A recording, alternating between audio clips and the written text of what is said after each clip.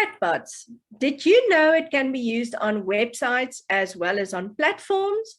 Today we will be discussing this very interesting subject with Maarten and with Pieter from Tech Genius. Over to you, Maarten. Thanks, Melanie. Today we're quite honored to have our senior developer as a guest here, Pieter.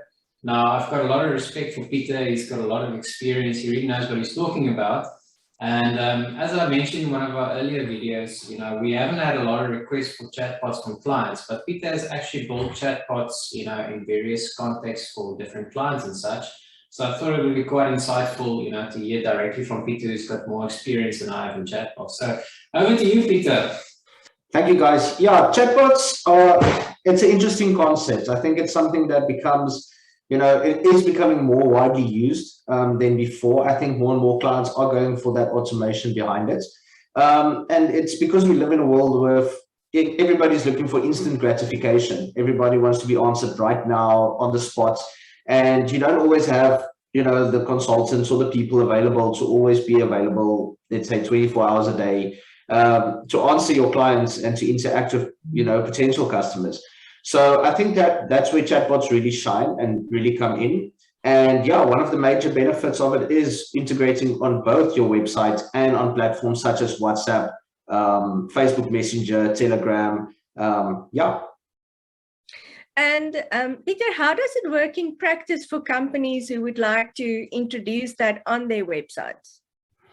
Well, it's normally pretty simple. It's normally on a website itself. It will be a little, let's say, pop-up box at the bottom where somebody can click and say, chat to us now. And then depending on what you have in the back end, whether you want to put a consultant there to actually chat to the clients, maybe you want to have a full automated bot that just sends the client to the correct page or to the correct channel. Or you want something that might, handle client queries, like, for example, in insurance, somebody just wants to upload a document. Your chatbot can determine what your client wants to do, what the intent behind your client is, and then actually, let's say, take that document, upload it to the correct place, and so on. And then, in effect, it basically saves you employing extra people to do that. Pieter, can you tell us a little bit more about those channels that you mentioned, that you can have different channels on your chatbot? Yeah, so basically what you can have is in the first very basic, let's say, model, you'll have a chatbot where you've got something like on your Facebook page and somebody says, I want to message you, and you just say, hello, how are you doing? This is our business hours. Please contact us during these hours or during these times. So that's the very basic version of chatbot interaction. And then you also get it to go to a deeper level where you actually get a chatbot that will, ask some basic questions, maybe get an ID number, a telephone number, a name, just to kind of figure out who's the client, who am I working with, and then redirect you to a live consultant, either using something like Fresh Chat or Live Person, where there's actually a consultant behind the bot. And then the third scenario is where you actually use a platform like where you can, for example, identify what the client's trying to achieve. And then your bot handle most of the automation, and there is actually no human interaction in the back.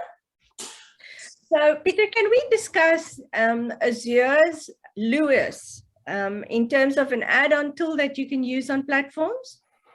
Yes, so Lewis is an artificial intelligence tool that basically does language identification. So Microsoft's been investing a lot of time and a lot of money over years of, people interacting with sites, people searching for, let's say, through Bing, seeing how people talk and then determining what an intent is. So once you, let's say, for example, send a message to the chatbot forwards that message to Lewis, and then Lewis can determine what is this client actually trying to achieve by using different, types of keywords to identify the language that's currently being used by the client. And by that, Lewis can then give you back what the actual intent of the client is. So then your chatbot can know where to redirect the client, how to interact with the client, or, should this client rather be forwarded to a consultant, for instance. So, Maarten, how would you suggest clients would interact that or integrate that with their different websites? Yes, I think you know what Peter's mentioned about Lewis. Now, Lewis, if I remember correctly, I think it's language understanding intelligence service. Is that correct, Peter?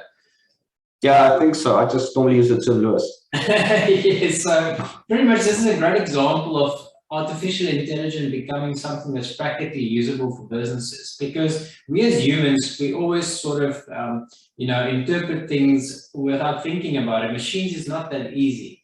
You know, if you tell a machine, listen here, I want the you know, pepperoni, or I want a pepperoni, for example. I know in some countries that's what they will refer to having a pizza. Now, if you tell a chatbot, you know, I want a pepperoni, what are you talking about? So the amazing thing about tools like Lewis is it makes it much more real world. How a human being would actually understand language. So you sort of train it with these keywords. And if you said, listen here, I want a pepperoni, you know, late today, you know, normally the machine's wheels would fall off in a scenario like that. But you can actually train it that it identifies intent. So you can say it knows that pepperoni is a kind of pizza. It knows that pepperoni is actually a kind of a flavor. And what it basically does, it identifies all these clues and try and build a picture of what does the client actually want, and then you just fill in the blanks.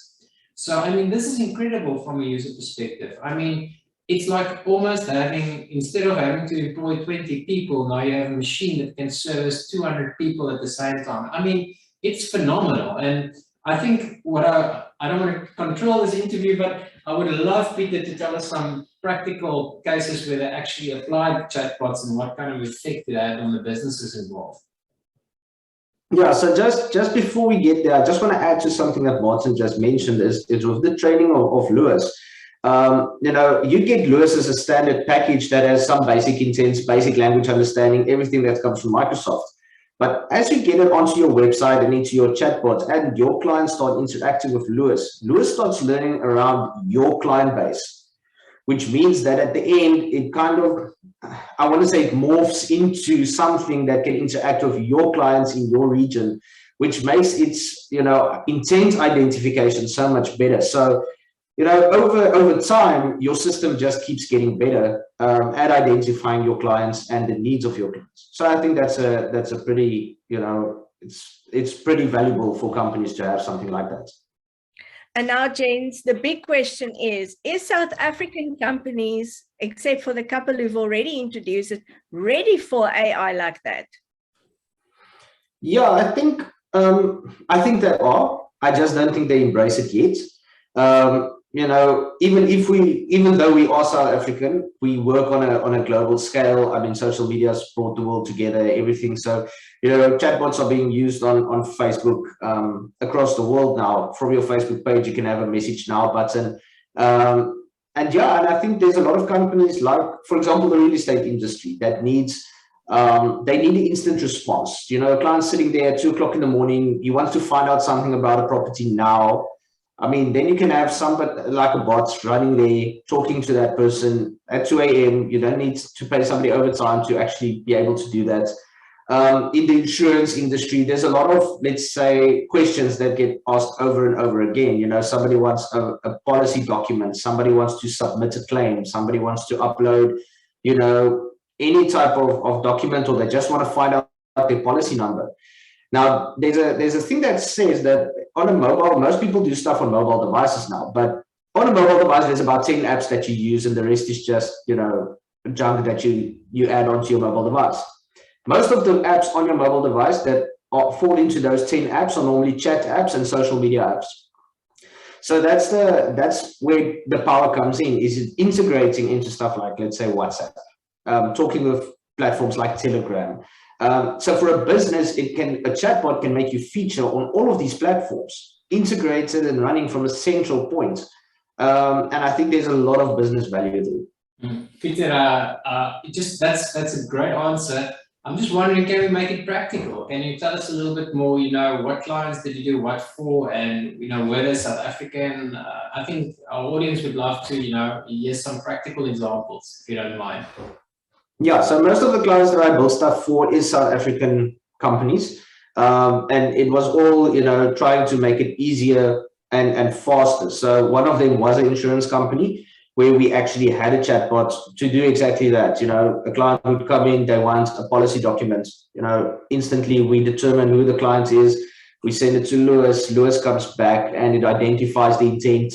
It tells us who the client is, and then we go to and get all the documents for the client, and we send it to the client over WhatsApp. That's one example of integrating with that. Somebody wants to sign up for a new insurance policy. They, you know, come up, the bot has all the answers to what types of policies are available. I mean, what's the benefits of each? The client makes his decision, and then the bot can do all the grunt work and just send it to the consultant for finalization. So we've had a lot of those scenarios. Sure. Yeah, that's one of the examples. I would love to know what was sort of the business impact of that solution. You know, did it have any positive effect on the business? Well, definitely. I mean, it's the system shipped, I think, at 12 a.m. one morning. It shipped out. By the next morning, 8 a.m., there were already, I think, 200 or 300 people that used or interacted with that WhatsApp service. So, I mean, you're sitting in a situation where people want to do everything quick and fast. They don't want to sit on the telephone anymore and talk to a consultant. If they can send you a WhatsApp message and everything runs through WhatsApp or anything runs through Facebook Messenger, I mean, it makes your client's life easier and it makes them want to do some work with you. Did it actually have any effect on the claim time? Do you know? Yes, it did. Because now because the bot already, let's say, gets all the documents from the client. So there's no wait time on the documents. Your consultant gets the documents, they have the documents, they process the claim and they go on. Where the problem with, let's say, for example, if you need to phone the client now, the other client says, okay, I've got my ID, but I don't have a proof of residence. Now he first needs to go and get that. So you're wasting a lot of time. Where in this scenario, the bot can kind of keep a session active, keep all the documents until the client has finalized all his documents. And your people, their time is actually spent only doing work that has an impact or that they need to do, and not spent waiting on clients. So yes, definitely has an impact. So if I have to sum up what we've learned today, is there is no better way, or it's a wonderful, effective way of automating your business. And if it's all about convenience and customer experience, chatbot is definitely one of the ways to go. So this is all from us today, from Tech Genius and from MF Consulting. We'll see you next time.